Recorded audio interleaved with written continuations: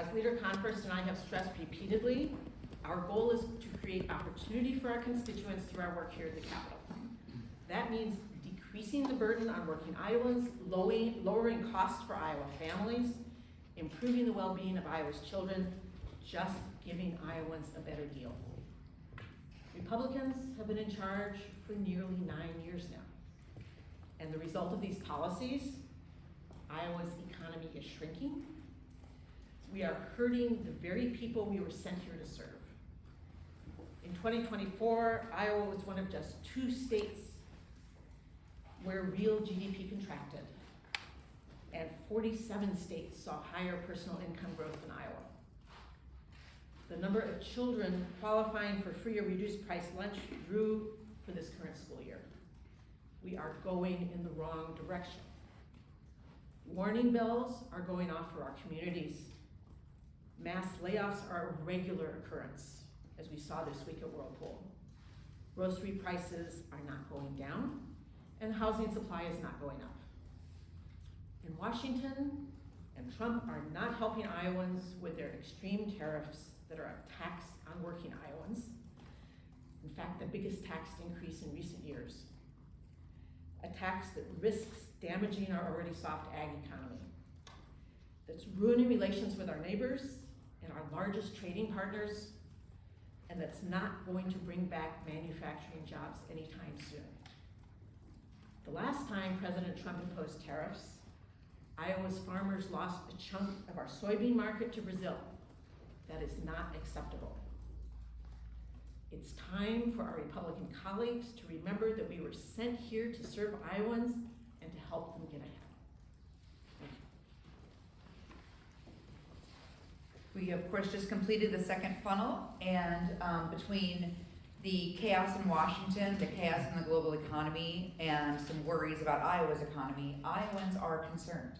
They want to know what will happen to their pocketbooks, who's fighting for them, who wants to make sure that their budgets are doing well, who's looking out for everyday Iowans. They're worried about their economic futures.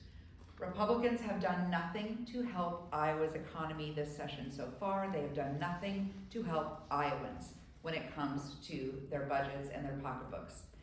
We have introduced legislation on childcare to lower costs on housing, to give property tax rebates, to eliminate tax on tips and overtime, and to restore unemployment benefits to 26 weeks. These are tangible, real options that Iowans could see the benefit from immediately instead of playing political games, catering to special interests, and bowing down to Washington politicians. We have to fight for Iowans here, and Democrats in the legislature are the only ones doing just that. We'll take whatever questions you have. I don't want to look at my 401k, but I wouldn't. What should the legislature's response be in terms of crafting next year's budget, given what the signs you're seeing in the economy?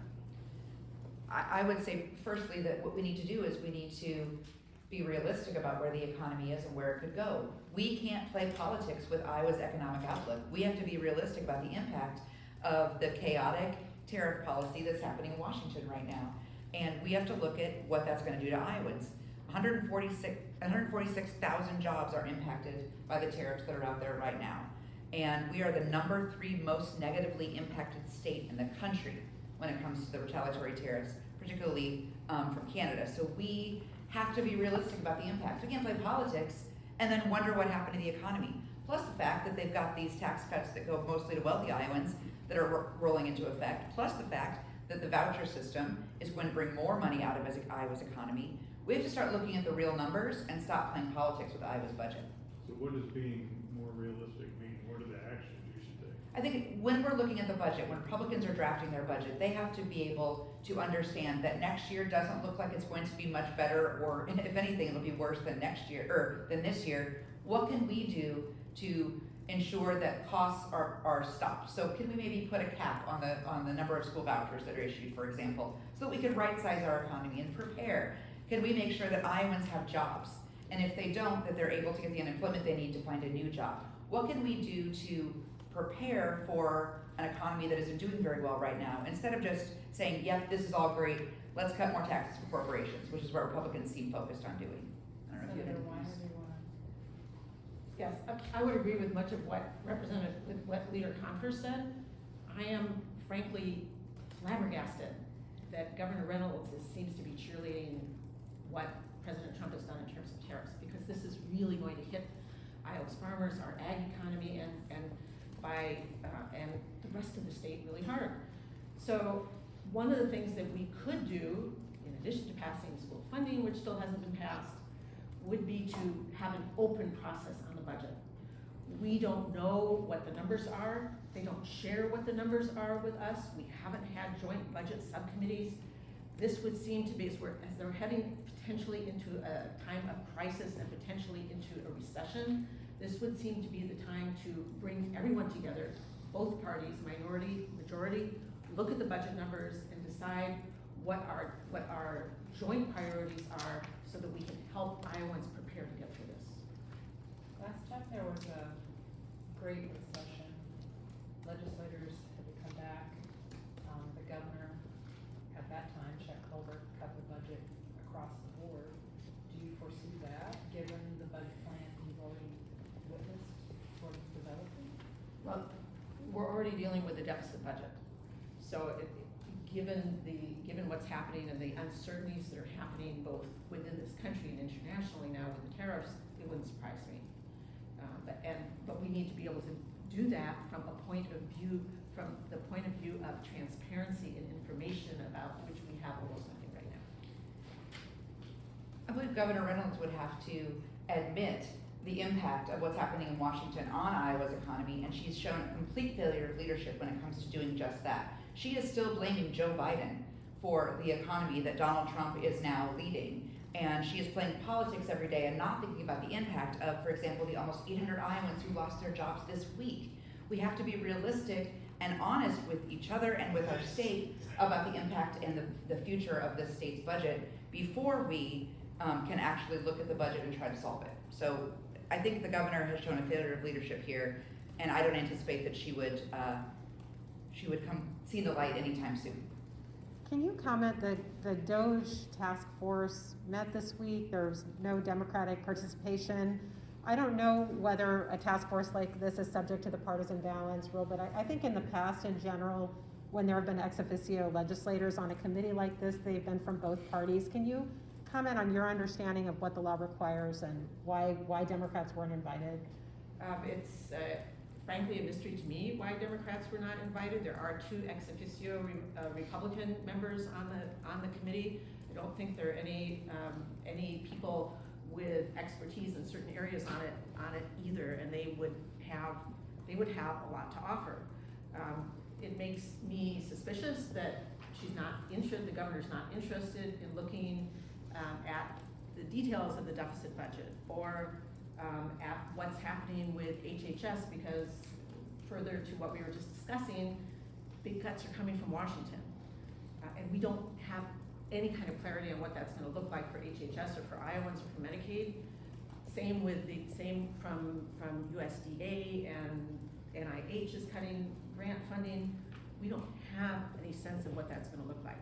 But she needs to be looking internally at what's happening with the voucher program and what's happening with her own programs. And yes, it would be nice if this could be a bipartisan effort.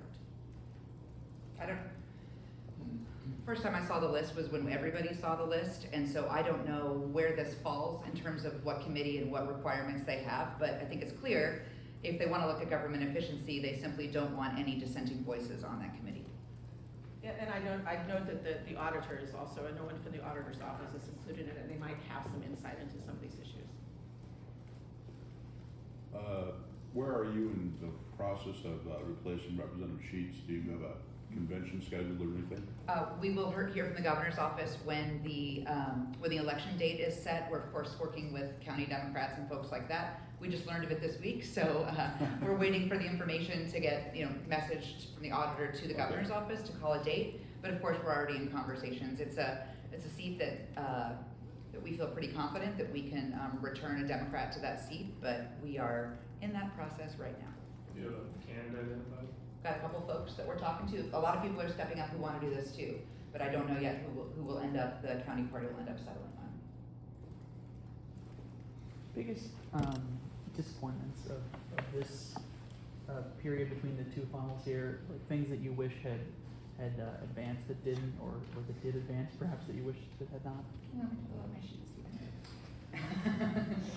again? I'm gonna find it here, don't you worry. I mean, obviously, we're disappointed broadly that there's been nothing done to help everyday Iowans' pockets. I mean, I can just say, the legislation we put forward to lower childcare costs, to lower housing, to ensure that, Iowans get a property tax rebate. They could still do that if they like, we've got a plan ready to go. But at the end of the day, fully funding public education, right? We have legislation that we wanted that would guarantee reproductive freedom, that would stop book bans. All of this work that we put forward that Iowans want was ignored, not even given a hearing, not even giving the opportunity for Iowans to weigh in, because Republicans are playing politics and choosing to only put forward their priorities, and their priorities look an awful like the priorities of special interests. We have a series of bills on similar issues, on housing, on childcare, on unemployment, on really just helping working Iowans, on raising the minimum wage and so forth. There are states where they actually require that every bill gets a subcommittee at least. I would love to see that happen here so that we can at least get a hearing and and so that Iowans who elected us can understand what the alternatives are, even if they don't move forward from there. Would you limit the number of bills the legislature can? That's a good question, given the probably almost record number of bills this year that have moved forward, that might not be a bad idea, but I would try to make the funnel more of a funnel, less of a pipe. There you go. On a serious note, Senator Weiner, you don't sit in the House a lot, but there are Republican legislators over here are very, I would say, critical of the Iowa Utilities Commission, and there are 2 members of that 3-member commission who are up. Are you sensing any reticence among your Republican colleagues in confirming Eric Holland? I don't have a good read on that yet. I think they most of the, during the Came out committee of meetings, committee, yes. everything just came out of committee. We're gonna see what happens as we move to the floor. We'll be discussing that with colleagues. I think the same either has happened or is going to happen with education as well. And we will be having those conversations early next week. Are there any gubernatorial appointees that the Senate Democrats already have pretty significant concerns about? There are some people that we will ask be pulled from the en bloc list to consider separately. Who are some of those people? I don't recall specific names. There were a couple of them from judiciary, I know, and probably others, but The speaker told us a few minutes ago that the pesticide bill likely does not have the support to move forward this year. That's been a hot topic in both chambers, obviously. I'd be curious to hear both your thoughts on that one, not moving forward. I think it would be a really positive thing for Iowans if the pesticide bill does not move forward. I don't think we should be, from our read of it on the Senate side, it's really an immunity bill.